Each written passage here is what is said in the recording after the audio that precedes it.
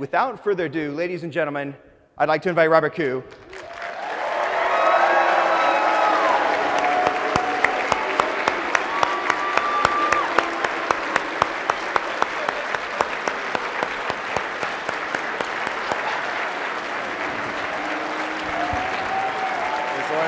I'll take that.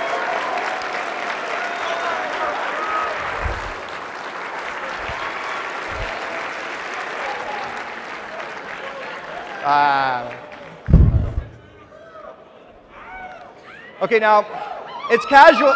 It's casual night for Robert.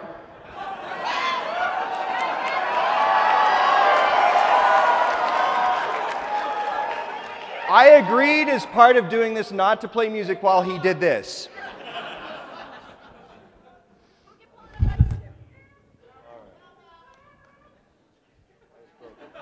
Oh, we have a broken clip. Already tonight, Robert has to deal with something. The poor guy.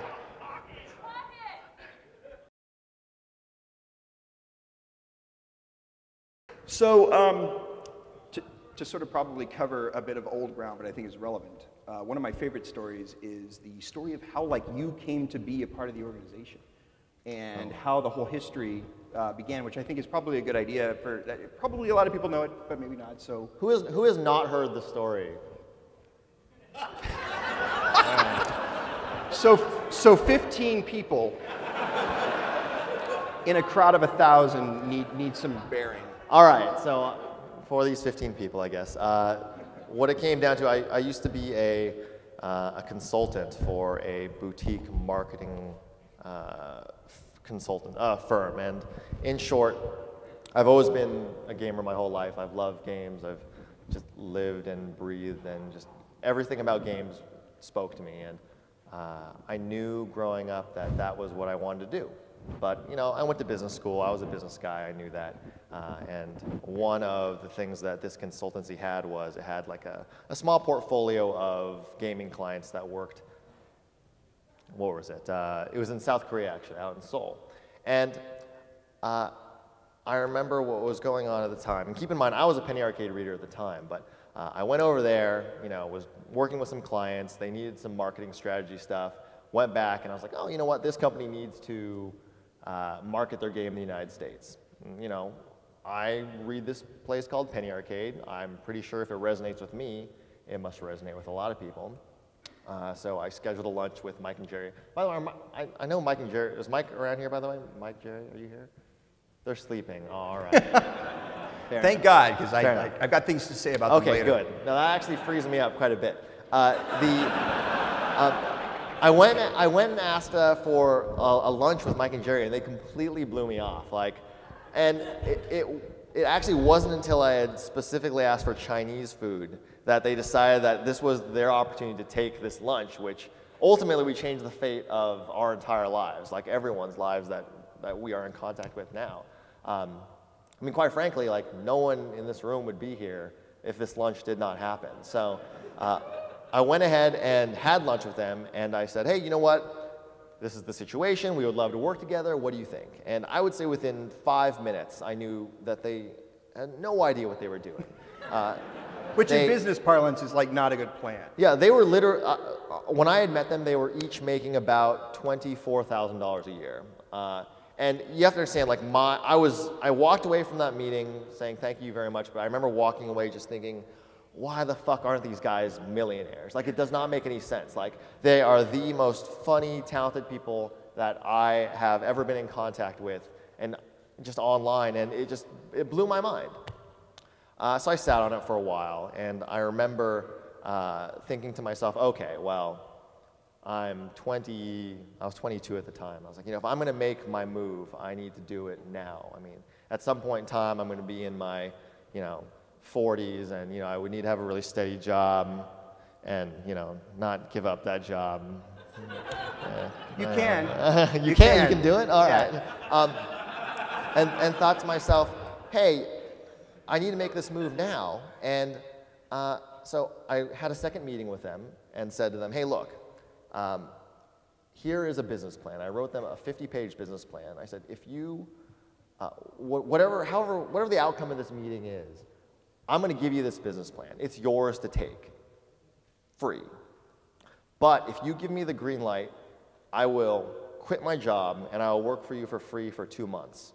And if I can pay for myself after 2 months, keep me. And if I can't, fire me. And that was 10 years ago. I know in July it worked out okay. In July will be 10 years. So, and that is the story of how this all happened. So, yeah, right?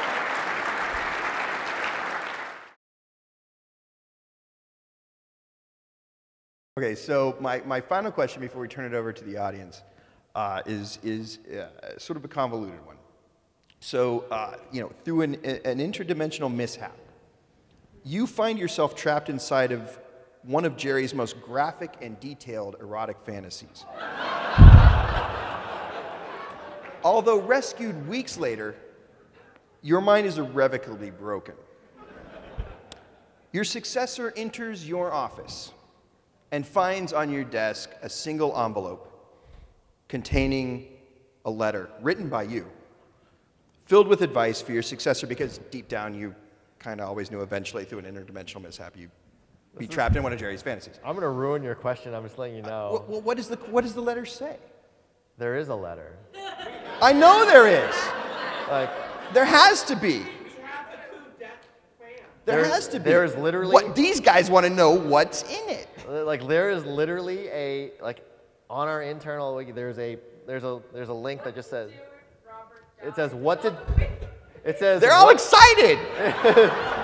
They're leaning forward like, this question we can answer. The wiki page literally is called "What to Do If Robert Dies." No, wait. No. The question's slightly different than that. There's a process piece, which is what to do if Robert dies. Then there's an advice piece, a more philosophical, if you will.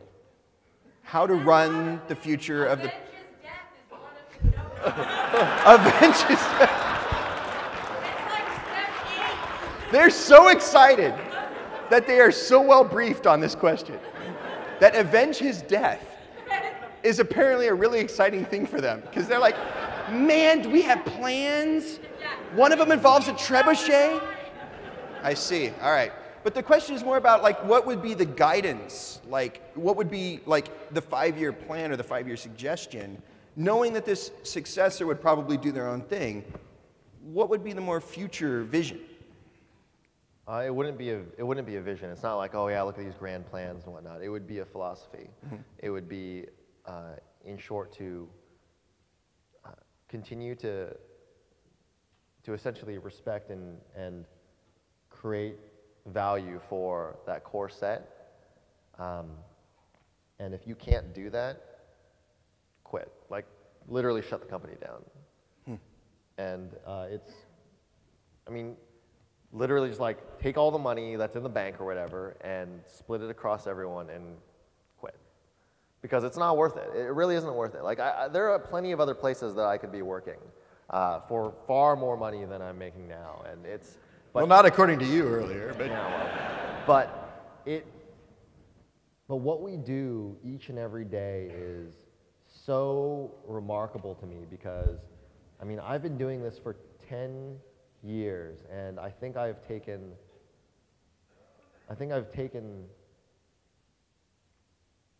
probably 4 or 5 days off.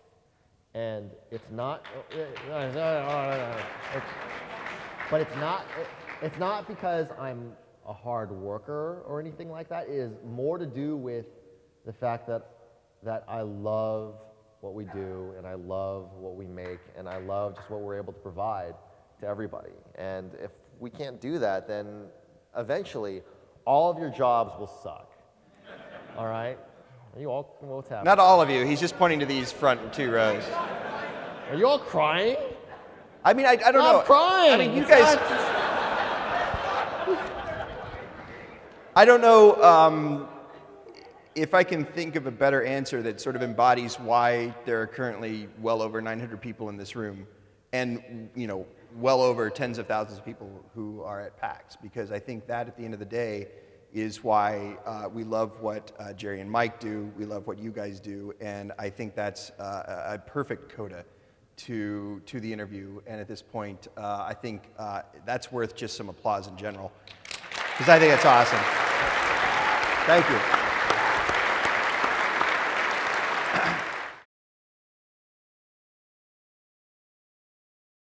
I have a superfluous question and an interesting question. The first one is, I think I speak for everyone here, whenever we see you, you look fucking sharp.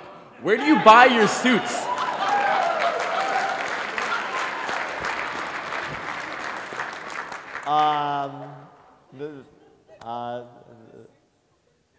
No? That's too obvious.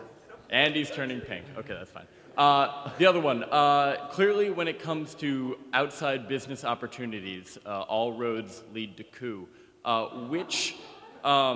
Which opportunities have come to you that you were really excited about that never came to fruition, that you can actually talk about?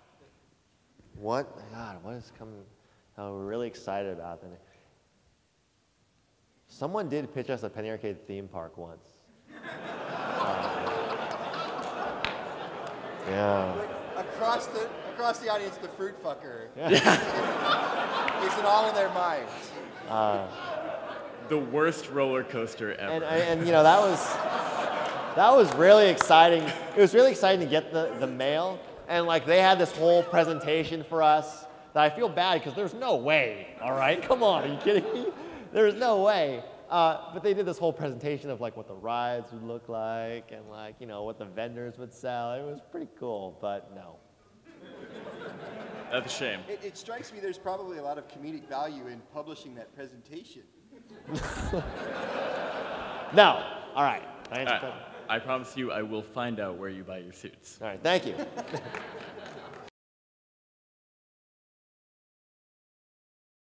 What should my next step be to continue moving towards a world where I'm working closely with you?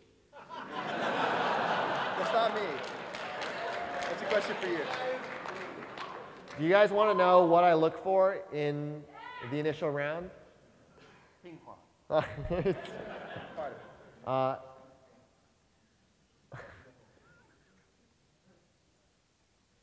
So when we, first of all, in order to find the job application in the first place, you should probably read Penny Arcade. You should probably follow my Twitter and whatnot, or follow PA Megacorp or anything like that to get access to the application. Once that happens, I can tell you that the things that we look for, this kind of sucks because we have 1,000 people apply in a week. And we just open up for a week and we close it down. And within that 1,000, we know that there's plenty of people that could be very, very qualified for the position. There's probably plenty of people that could be a good fit internal to Penny Arcade. But we have the luxury of being able to pick and choose, which means even the stupidest thing on your resume or on your application or on your cover letter, you know, we're gonna cut you out. If you have a formatting issue on your resume, I don't want to look at it. I'll just throw it away. If you have a spelling issue, if you have a spelling error, if you don't capitalize a sentence, I'll throw it away. It's ridiculous. But the fact is that I need to get from 1,000 to 1 somehow. And I know this feels unfair, and I apologize. But I have to whittle it down, and those are like, even just make sure everything you have is perfect. And also, whatever you say online is online forever. Just know that. Yeah. Okay? Like, and also, if you ever lie on your resume, I'm gonna find out. Okay? I promise you, I will find out. Yeah, Make it your mission in life. And I've got a bit of a career behind me in a few different places, and so I've been involved in hiring at small companies and huge companies, and very careful about making sure that everything I say is true with low latency and things that I would stand behind every time I revisit them. So what's the next step I should take? You wanted to be out. your next step would be to apply for the next job and say, I'm the guy that asked for the next step in your cover letter. Okay. Thank you very much.